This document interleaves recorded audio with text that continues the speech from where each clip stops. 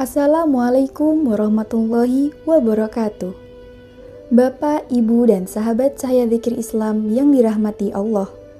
Ada satu surat di dalam Al-Quran yang mungkin sudah kita baca ribuan, bahkan puluhan ribu kali sepanjang hidup kita. Sejak kecil hingga usia senja, lidah kita tidak pernah lepas darinya. Surat itu adalah Al-Fatihah. Kita membacanya dalam setiap rakaat salat, setiap hari, tanpa pernah terputus. Namun, pernahkah kita berhenti sejenak dan bertanya kepada diri sendiri, apakah selama ini kita benar-benar sedang berdialog dengan Allah? Ataukah Al-Fatihah hanya menjadi rangkaian bacaan yang keluar dari lisan, sementara hati kita sibuk memikirkan urusan dunia? Banyak di antara kita mengira bahwa Al-Fatihah hanyalah pembuka sholat. Padahal Rasulullah Shallallahu Alaihi Wasallam mengajarkan bahwa setiap ayat yang kita baca dalam surat ini sebenarnya dijawab langsung oleh Allah Subhanahu wa Ta'ala.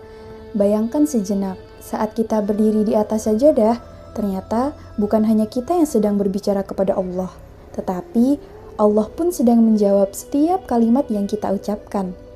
Inilah sebuah rahasia besar yang seringkali luput dari perhatian kita. Suatu ketika, Rasulullah Shallallahu Alaihi Wasallam menyampaikan sebuah hadis qudsi yang begitu agung.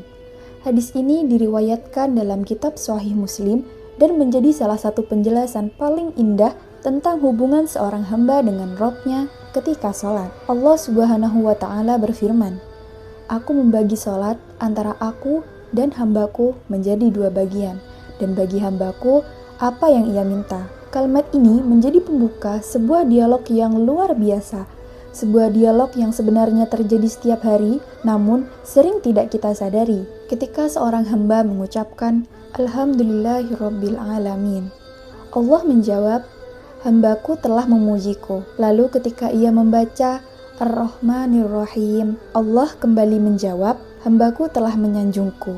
Ketika sampai pada ayat Maliki Yaumiddin, Allah berfirman, "Hambaku telah mengagungkanku." Bayangkan sejenak, setiap kali kita membaca ayat-ayat itu, Allah mendengarnya.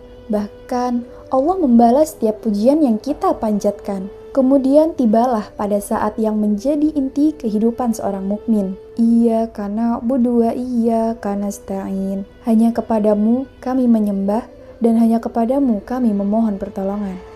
Pada ayat inilah Allah berfirman, "Ini adalah antara aku dan hambaku, dan bagi hambaku apa yang ia minta." Setelah itu, kita memohon, Ihdinas siratal mustaqim. Tunjukilah kami jalan yang lurus. Lalu Allah menutup dialog itu dengan firman-Nya, "Ini untuk hambaku, dan bagi hambaku apa yang ia minta."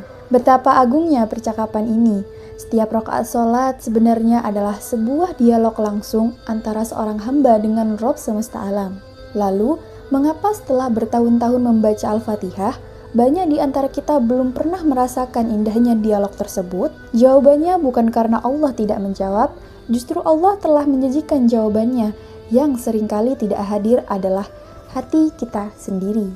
Saat lisan mengucapkan Alhamdulillahirabbil alamin, pikiran kita justru sedang berada di tempat lain. Kita memikirkan tagihan yang belum dibayar, kesehatan yang menurun, pekerjaan anak, atau urusan rumah tangga yang belum selesai. Padahal, jika kita benar-benar meyakini bahwa setiap ayat sedang dijawab oleh Allah, tentu kita tidak akan tergesa-gesa membacanya.